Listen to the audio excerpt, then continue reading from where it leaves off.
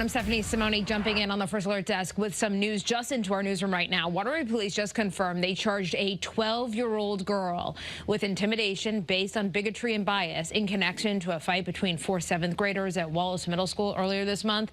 Another girl was referred to a youth diversionary program. Now, after the attack, family members said the two girls were targeted because of their Muslim religion. Now, late this afternoon, police said their investigation determined the fight was motivated by religion and met the definition of a hate crime. The Waterbury Department of Education told us disciplinary action was taken against the two students and additional school safety measures have been put in place. I'm Stephanie Simone. Back to you. All right, Steph, thank you very much. Also,